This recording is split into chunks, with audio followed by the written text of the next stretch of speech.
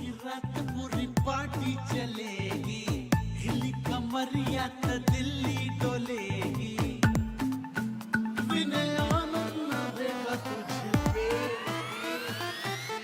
बकादी हुआ से। नमस्कार, इंडिया वॉइस में आपका स्वागत है। मैं हूं आपके साथ रचना मिश्रा। पूरे देश में लॉकडाउन है, ऐसे में लोगों को आनंद मिले, इसी बात को ध्यान में रखते हुए इंडिया वॉइस पर आज खास बातचीत के लिए हमारे साथ जुड़ रहे हैं विनय आनंद जी। जी हां, जो कि किसी पहचान के मोहताज नहीं है। अभिनेता विनय आनंद बॉलीवुड और भोजपुरी दोनों के जाने माने कलाकार हैं। बेशक उन्हें ये कला विरासत में मिली हो, लेकिन उन्होंने दोनों इंडस्ट्री में अपनी मेहनत से अपना नाम कमाया है।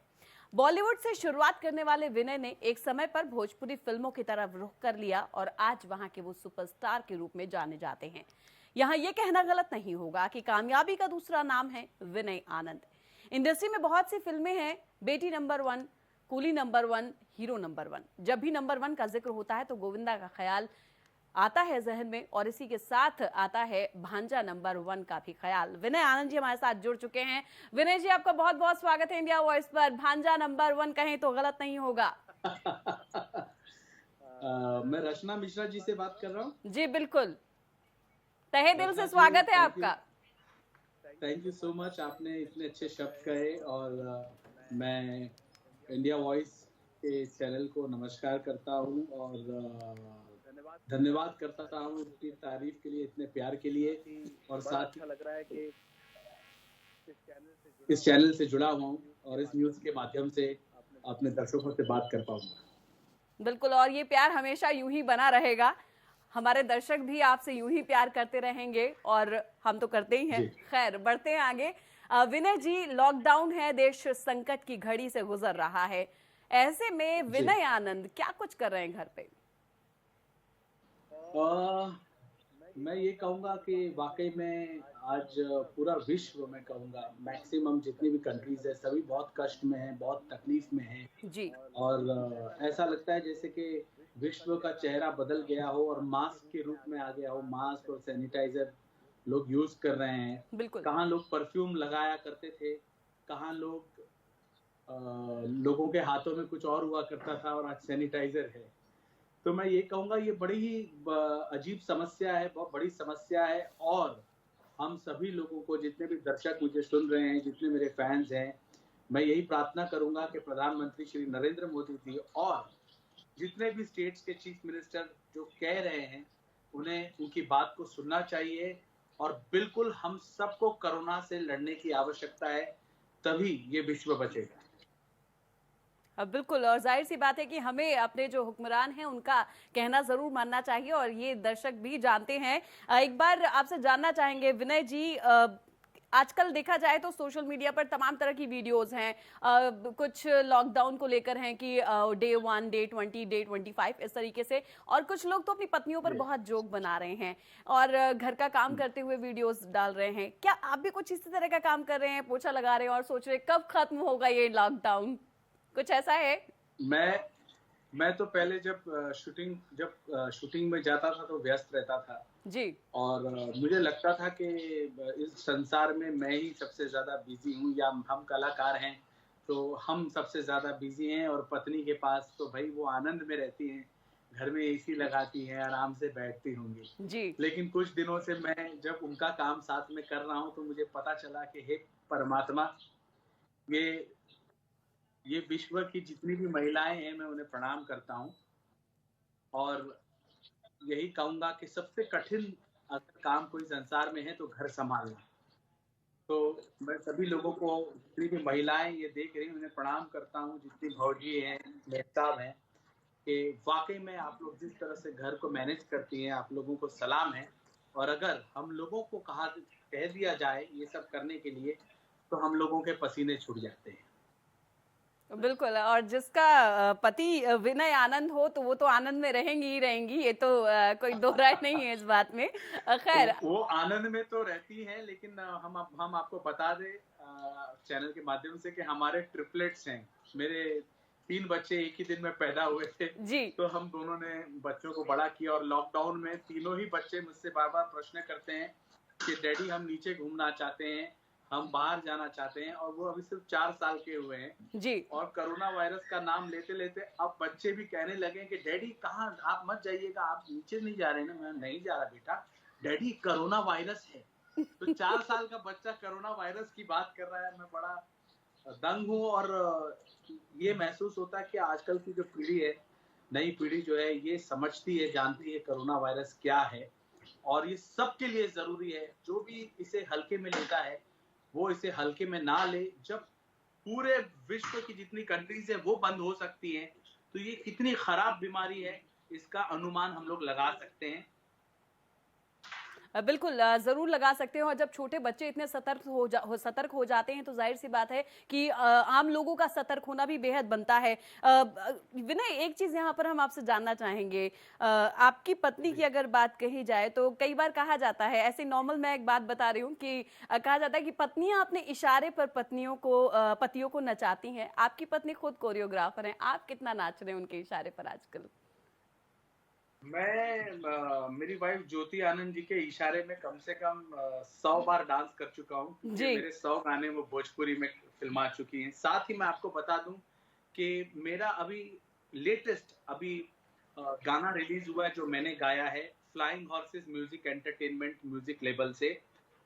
और देवी जी जो कि बिहार की बेटी हम कहते हैं, इतनी सुरीली हैं, उनके साथ मैंने गाना गाया है कर वीडियो कॉल, और उसको भी डांस डायरेक्ट मेरी वाइफ ज्योति आनंद जी ने किया है।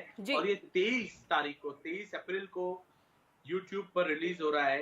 तो मैं दर्शकों से कहूंगा कि रउआ लोग फ्लाइंग हॉर्सेस म्यूजिक एंटरटेनमेंट के सब्सक्राइब करिए और हमारा आगे वाला जो गाना बाटे कर वीडियो कॉल और आपन गांव दिखा दे, रउआ लोग ये 2 गो गाना YouTube पे जरूर सुनिए।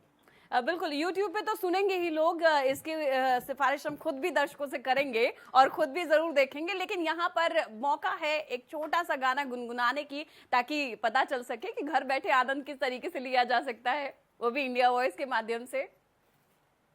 मैं आपको गाना सुनाता हूँ जी। एक मेरा फेवरेट गाना है जो मैंने गाया है, उसको बहुत लोकप्रियता, बहुत प्यार मिला है।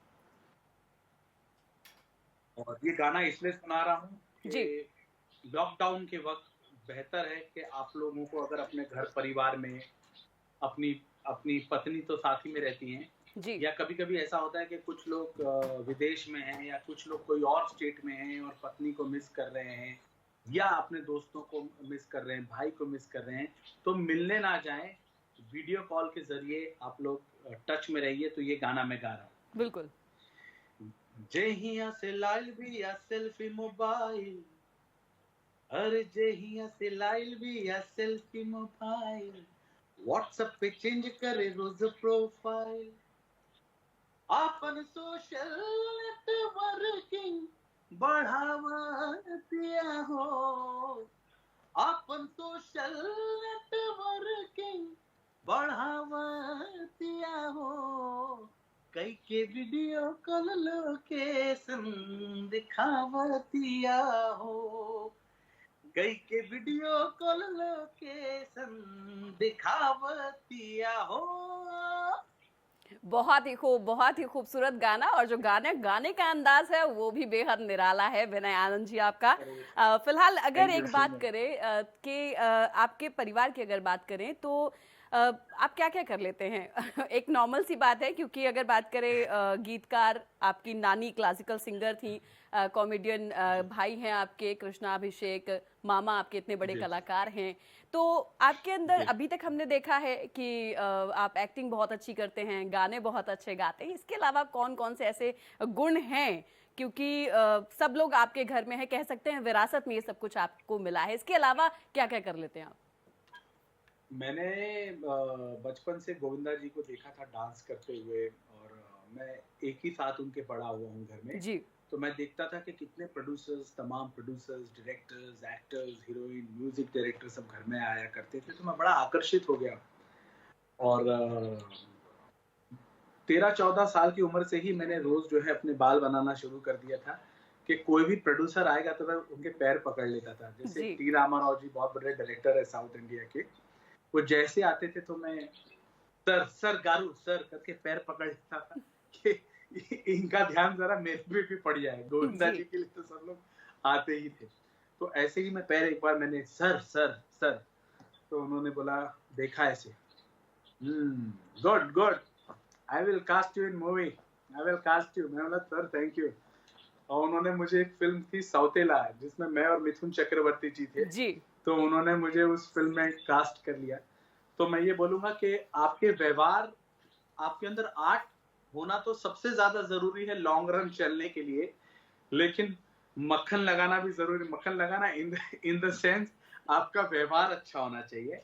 मैं तो मस्ती कर रहा हूँ, कॉमेडी कर रहा हूँ, लेकिन सच्चाई ये है कि व्यवहार अच्छा होना बहुत जरूरी है। आप जब किसी से मिलते हैं तो अच्छे से मिलिए, अच्छे वाइब्रेशन दीजिए। ये वाइब्रेशन दीजिए कि आप काम करना चाहते हैं, व्यवहारिक हैं, समय पे आते हैं, डिसिप्लिन है। तो ये सारी चीजें बहुत काउंट करती है। और मैंने हीरो बनने के लिए बड़े पापड़ बेले। बेशक मैं गोविंदा जी का भांजा रहा, लेकिन मैंने बहुत मेहनत की है। 4-4 घंटा वर्कआउट करना, डांस करना, एक करना, और मैं 21 साल की उम्र में हीरो बन गया। और पहली फिल्म थी लो मैं आ गया, फिर आई दिल ने फिर याद किया, फिर आई आमदनी अठन्नी खर्चा रुपया, फिर जी। जहां जाइएगा हमें पाइएगा। कितनी सारी हिंदी फिल्म आई। करते करते करते फिर भोजपुरी में 55-60 फिल्में हो गई एज ए हीरो। और फिर गाने की लालसा जागी। 60 फिल्में करने के बाद मन हुआ कि मुझे गाना गाना चाहिए। ऐसा नहीं कि बिहार में बाकी के सिंगर स्टार्स है तो उनको देख के मैंने गाना शुरू जी। किया। अगर उनको देख के गाना गाना होता तो मुझे पहले उस 60 फिल्मों में मैं आराम से गा सकता था, क्योंकि एज ए हीरो भगवान की कृपा से इतना कमांड और इतना प्यार और प्रेम मिला, और इतना लोगों का भरोसा था कि मैं जो कह देता था वो मेरे प्रोड्यूसर्स और डायरेक्टर्स करते थे। और मैं, मेरे दर्शक, भोजपुरी दर्शक, प्रोड्यूसर्स, डायरेक्टर्स, फिल्म फर्टिनिटी और बॉलीवुड और बॉलीवुड के जितने भी प्रोड्यूसर्स हैं, मैं उन्हें यहीं से प्रणाम करता हूँ, धन्यवाद करता हूँ कि इतना काम दिया। और धन्यवाद और रिक्वेस्ट करूंगा कि मुझे और काम दीजिए, ताकि मैं मेरे दर्शकों का मनोरंजन कर सकूं। और अभी गा के मनोरंजन कर रहा हूँ। तो मेरी गायकी भी आप लोग यूट्यूब पे सुना करें। बिल्कुल ज़रूर हम भी कहेंगे दर्शकों से कि ज़रूर विनय आनंद जी की गायकी का मज़ा लीजिए। एक चीज़ यहाँ पर पूछना चाहूँगी विनय जी कि आजकल आपने थोड़ी देर पहले ही जब बात हुई तो आपने ये कहा कि जब मैंने अपनी पत्नी का काम थोड़ा सा किया तो मुझे ये एहसास हुआ कि कितना जो है उनको झेलना पड़ता है, कितना काम करना पड़ता है। आजकल आप घर में काम भी कर रहे हैं, तो क्या लगता है लॉकडाउन है, ऐसे में क्या आमदनी अठन्नी खर्चा रुपया नजर आता है, एहसास होता है इसका? एहसास तो ये होता है कि अब कमाई तो नहीं हो रही है घर बैठ के, ये बात बात तो सच है। ना फिल्में आ रही हैं, ना शोज आ रहे हैं, ना कोई टीवी चैनलों पे बुला रहा है, बिल्कुल। ना कोई कह रहा है कि विनय जी आइए, ये मेरी शॉप की ओपनिंग है, इसे कटिंग कर लीजिए और मैं पैसे दे देता हूँ। जी। तो ये एहसास तो है, लेकिन मैं दर्शकों से यही कहना चाहूंगा कि जीवन रहेगा तभी आमदनी रहेगी, बिल्कुल। और जिंदगी स्वस्थ रहना बहुत जरूरी है। तो अपना ध्यान दीजिए ताकि आपको कोरोना ना लगे, और आप उस कोरोना को बाहर से अपने घर में लाके अपने परिवार को मत लगाएं। नहीं तो बहुत तकलीफ हो जाएगी, बहुत कष्ट हो जाएगा। तो पैसा लत्ता आता है, जाता है, दाल रोटी खाओ, प्रभु के गुण गाओ। और रही बात इकोनॉमी की, वो वर्ल्ड को देखना है, हमारे प्राइम मिनिस्टर को देखना है, हमारे फाइनेंस मिनिस्टर को देखना है। बिल्कुल। एक जोक था, मैं आपको बताना चाहता हूँ। बिल्कुल। बिल्कुल। और दर्शक बेचारे कोरोना कोरोना सुन के परेशान है, तो थोड़ा सा जोक के माध्यम से हंसेंगे बिल्कुल। कि एक ट्रक ड्राइवर था, और उससे किसी ने पूछा, अरे जी। यार डीजल के दाम इतने बढ़ गए हैं, तो तुम इसके बारे में क्या कहोगे? तो उसने बोला, अरे साहब जी, हमको क्या फर्क पड़ता है? अरे हम तो पहले भी 2000 का डीजल भराता था 5 साल पहले, आज भी 2000 का भरा रहा, हमको क्या पता। तो उसको कोई मतलब नहीं है कि क्या गाड़ी एवरेज दे रही है, नहीं दे रही है, कितना बिल्कुल है। सही तो बात है। ऐसे ही रहिए, आप अपना दाल रोटी खाइए, प्रभु के गुण गाइए, चिंता मत करिए। जो खराब हो जाएगा वो फिर स्वस्थ हो जाएगा, ठीक हो जाएगा। लेकिन स्वास्थ्य खराब हो गया तो सब गड़बड़ है। बिल्कुल, दाल अगर 100 रुपए की होगी तो भी खाना है और अगर 200 रुपए की होगी तो भी खाना है। तो बेहतर यही है कि आराम से ज़िंदगी को जिया जाए, क्योंकि कोरोना वायरस जैसी महामारी जो है, अगर एक बार इंसान को लग जाए तो फिर कई लोगों को ले डूबती है। फिलहाल आनंद जी, एक चीज़ मैं आपसे यहाँ जानना चाहूँगी। जिस तरीके से आपने कहा कि बहुत ये वक्त है घर पे बिताने का और परिवार के साथ, जी और इस वक्त भी आप अपने तीनों जी बच्चों के साथ और अपनी वाइफ के साथ वक्त बिता रहे हैं। तो कहीं ना कहीं एक जी मैसेज देने की आपकी तरफ से कोशिश की गई कि कई लोग ऐसा सुनने में भी आ रहा है, तस्वीरें भी देखने को मिलती हैं कि लोग बोर हो रहे हैं, बाहर निकलने के लिए उतावले हो रहे हैं। कहीं ना कहीं ये एक ऐसा वक्त है जब आप आपसी रिश्तों को सुधार सकते हैं, क्योंकि क्या होता है कि आजकल के समय में दोनों ही वर्किंग होते हैं तो इतना टाइम नहीं स्पेंड कर पाते। शायद ये एक अच्छा मौका है, इसलिए आप मैसेज देने की कोशिश करें कि इस वक्त को आप अपने घर में बिताइए और जो परिवार की खुशियां हैं उनको बढ़ाइए। एकदम आप सही कह रही हैं। मैं भी यही कहूँगा और कहता हूँ कि ये वक्त है अपने घर पे रहने का। और जिस पत्नी ने आपकी इतनी सेवा की, जिस माई ने आपकी इतनी सेवा की, आपको बड़ा किया, जिस पिता ने इतना कमा कर, इतना कैसे करके घर चलाया, क्या क्या किया, उन्हें प्रेम दीजिए, उनकी सेवा कीजिए। कि देखिए, बीमारी में तो भगवान के दरवाजे भी मंदिरों के बंद कर दिए हैं। बिल्कुल। तो भगवान भी यही कहना चाहता है कि बेटा, मैं हर जगह नहीं हूँ, मैं हूँ हर जगह लेकिन हर जगह पहुंच नहीं सकता, इसलिए तुझे माता पिता दिए हैं, तो उनकी सेवा करिए। अगर माता पिता संसार में हैं, यही सबसे बड़ा धन है। मेरे माता पिता तो गुजर गए, तो मैं यही कहूँगा कि अपने माता पिता का पूरा ध्यान दीजिए, पैर दबाइए, उन्हें खुश रखने की कोशिश करिए, वाइफ के साथ हाथ बटाइए। ये नहीं हो कि घर में काम करने वाली जो बेचारी जो लोग आके काम करते थे, जो स्टाफ अभी नहीं आ पा रहे हैं, तो आप सारा बोझ अपनी पत्नी पे डाल दें। रहम खाना, कई लोग हैं, मैं बताता हूँ, सेंसिटिव लोग हैं जो पूरा साथ में काम कर रहे हैं और साथ दे रहे हैं, ऐसा नहीं है, बहुत लोग साथ दे रहे हैं। कतरीना कैफ भी घर में झाड़ू मारती हुई नजर आई और बड़े बड़े स्टाफ सब साफ सफाई कर रहे हैं जी। तो अपनी पत्नी का ख्याल रखें, अपने बच्चों का ख्याल रखें, हाथ बटाएं और ये जो बुरा समय है इसको पॉजिटिविटी में बदलते हुए एक नई जिंदगी अंदर घर में जीने की कोशिश करिए। मैं बेट लगाता हूँ आप लोगों को बड़ा आनंद आएगा। विनय आनंद के गाने सुनिए, विनय आनंद की फिल्में देखिए, बिल्कुल। और टेलीविजन देखिए, एंजॉय करिए, इंडिया वॉइस सुनिए, देखिए, एंजॉय करिए। बिल्कुल, विनय जी, एंजॉय करने की बात कही आपने। कहा कि अपनी बीवी का जो है हाथ बटाइए, हर एक चीज में उनके साथ भागीदारी करिए, खासकर लॉकडाउन के समय में। ऐसे में कई लोगों के जहन में ये सवाल आएगा कि गोविंदा यानी आपके मामा जी ने एक मूवी की थी जिसका नाम आपको याद होगा, जोरू का गुलाम। तो क्या लगता है कि धीरे धीरे वो गुण भी अपने अंदर ले आने चाहिए, और जैसे कि आजकल आप कर ही रहे हैं सब कुछ अपनी वाइफ के साथ मिलकर, तो क्या ये सवाल भी लोगों के जहन में होगा? तो इसको लेकर क्या जवाब देंगे? बिल्कुल होगा और होना भी चाहिए। मैं आपसे यही कहूंगा, अगर आप लोग चाहते हैं कि आपकी मैरिज लाइफ अच्छी रहे, तो मैं आपको एक गुरु मंत्र देना चाहता हूँ सभी लोगों को, जो मेरे फैंस हैं उन लोगों को जी। बाकी जो मेरे से बड़े गुरु हैं उनको मैं क्या गुरु मंत्र दूंगा, उनसे तो मैं सीख रहा हूँ, जो देख रहे हैं। यही कहूंगा कि वाइफ को अप्रिशिएट करिए, 5 बार दिन में कहिए कि तुम आज बड़ी सुंदर लग रही हो। फिर बोलिए कि आज तुम कितना थक गई होगी, क्यों इतना काम करती हो। तो ये सब जब आप बोलेंगे तो उन्हें भी एहसास होगा कि चलो मेरे पति को दिख तो रहा है कि मैं इतनी मेहनत करती हूँ, और झूठे मुंह नहीं, उनका साथ भी दीजिए, तो घर में शांति बरकरार रहेगी, लड़ाई झगड़ा नहीं होगा। और ये लॉकडाउन जो है, समझ रही हूँ मैं आपकी बात, और मेरी तरह बहुत से लोग समझ रहे हैं इस बात को। इस बात को नकारा नहीं जा सकता है। विनय जी, चलिए, बहुत ही खूबसूरत बात आपने कही है, और महिलाओं की रिस्पेक्ट करना बेहद जरूरी होता है, और आपका ये अंदाज बहुत पसंद आया मुझे। विनय जी, एक चीज और, विनय आनंद के बारे में कहा जाता है कि उनके फैन तो देवानंद साहब भी थे, और ये भी है क्योंकि फोन पर फटकार लगाने वाले, देवानंद जैसे कलाकार को फोन पर फटकार लगाने वाले विनय आनंद ही थे। वो किस्सा हम चाहेंगे कि आप सुनाएं हमारे दर्शकों को।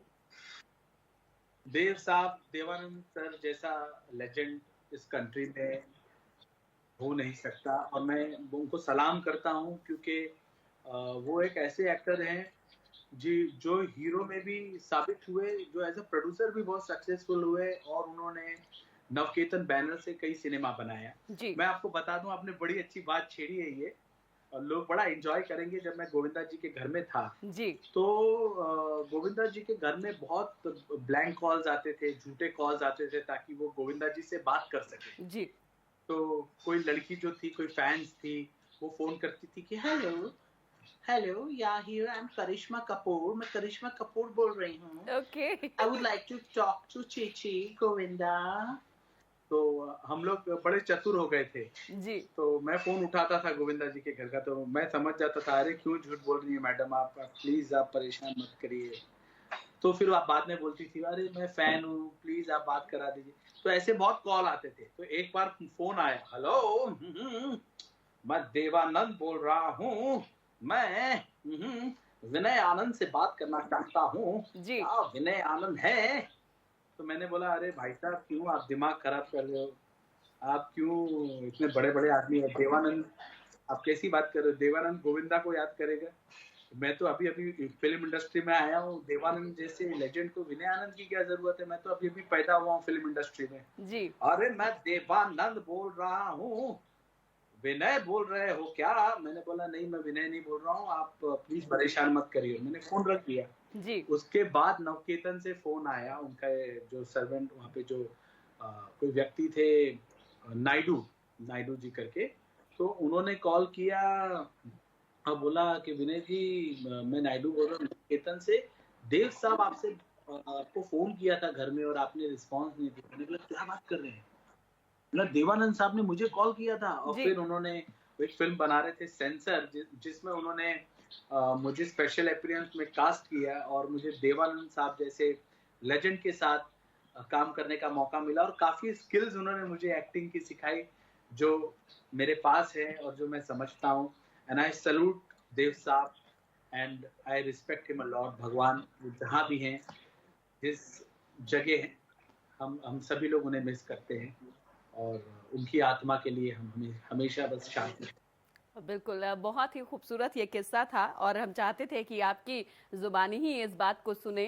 अभी कुछ देर पहले हम वाइफ्स के ऊपर चर्चा कर रहे थे, राइट? मैं ये जी चाहूंगी कि आप छोटी सी लाइन या कुछ शब्द जो है अपनी वाइफ के लिए और खासकर उन महिलाओं के लिए गुनगुनाएं जो इस मुश्किल की घड़ी में, जब काम वाली घर पे नहीं आ रही है, मेड्स नहीं आ रही हैं, तो ऐसे में वो काम कर रही हैं, तो कुछ शब्द या कुछ लाइनें अपनी बीवी को ध्यान में रखते हुए। मुझे आपने देव साहब का भी जिक्र कर दिया और अपनी वाइफ के लिए मैं एक गीत गाऊंगा जी और एज अ फैन गा रहा हूँ, एज अ दर्शक गा रहा हूँ। और जब मैं अपनी पत्नी से पहली बार मिला था और जब मैंने उनको कहा कि मैं आपको देख के गाना गाना चाहता हूँ, तो उन्होंने जी बोला क्या गाना गाना चाहते हैं? तो मैंने गाया कि फूलों के रंग से दिल की कलम से तुझको लिखी रूद पाती, कैसे बताऊं किस किस तरह से पल पल मुझे तू सताती, तेरे ही सपने लेकर के सोया, तेरी ही यादों में जागा, तेरे ख्यालों में उलझा रहा यूं जैसे कि माला में धागा।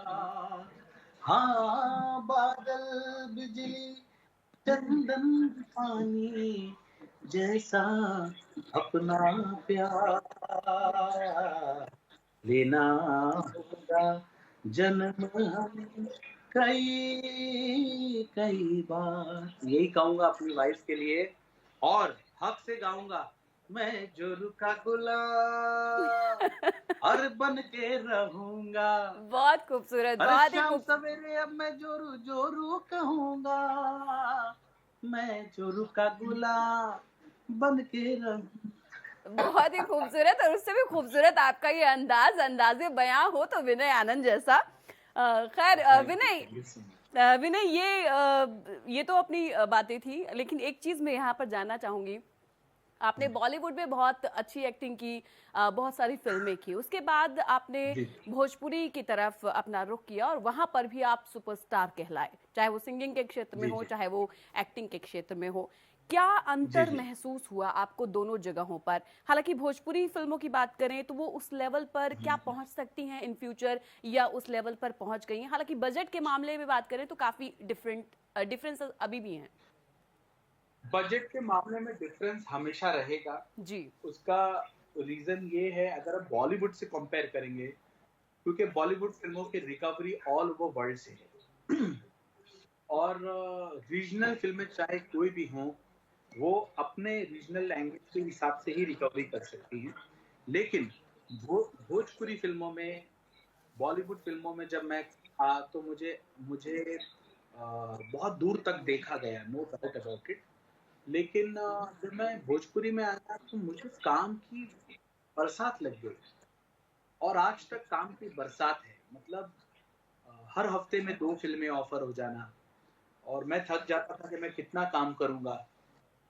60 फिल्में कर चुका था, थकावट इतनी थी, और बच्चे हो गए, 3 बच्चे हो गए, तो माता-पिता नहीं थे तो उन्हें भी देख रहा था। तो 1 आध 2 ढाई साल थोड़ा-सा जिस लेवल से मैं दौड़ रहा था, इतनी सारी फ़िल्में कर रहा था, तो उसमें थोड़ा-सा रुकावटें आई, थोड़ा-सा स्पीड कम हुई, क्योंकि ये जो कॉर्नर था मेरी ज़िंदगी का, बच्चे होना भी बहुत ज़रूरी थे, और ये भी पूरा हुआ। तो जीवन में हर व्यक्ति के पार्ट में हर फ़ेजेज़ आते हैं।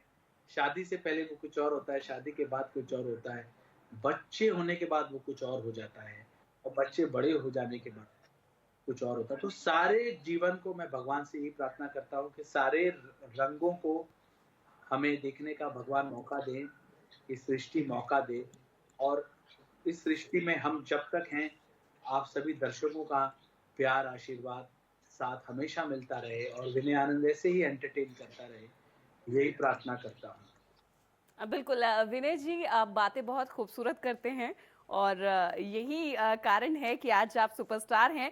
एक मेरे को भोजपुरी तो नहीं आती है, लेकिन हाँ, अंत में जरूर एक बात कहना चाहूंगी, रहुआ से कहे कि भोजपुरी स्टाइल में एक संदेश जरूर दें कोरोना वायरस से बचे के खातिर दर्शकों को। हम अपन भोजपुरिया दर्शक के भगवान मानतानी, और ये प्रार्थना करतानी कि कोरोना वायरस के प्रकोप चलता, घर में रही, सुरक्षित रही, हाथ बार बार धोत रही, और मास्क लगा के अपन ध्यान रखी। अगर मास्क ना मिलेला तो गमछा धो के, बार बार गमछा के धोई, सुखा के ओ से मुंह ढाक ली। अपन ख्याल रखी, खुश रही, स्वस्थ रही, भगवान शिव के भक्त रही, विनय आनंद के प्यार देत रही, विनय आनंद के गाना यूट्यूब पे सुनत रही। बिल्कुल विनय आनंद जी, इंडिया वॉइस से जुड़ने के लिए आपका बहुत बहुत शुक्रिया। तो ये थे भोजपुरी, बॉलीवुड से लेकर भोजपुरी सिनेमा तक धमाल मचाने वाले एक्टर विनय आनंद जी, जिनके साथ इंडिया वॉइस खास बातचीत कर रहा था। और इसी के साथ इस खास पेशकश में इतना ही, लेकिन खबरों का सिलसिला लगातार इंडिया वॉइस पर जारी रहेगा। फिलहाल रुकेंगे एक ब्रेक के लिए।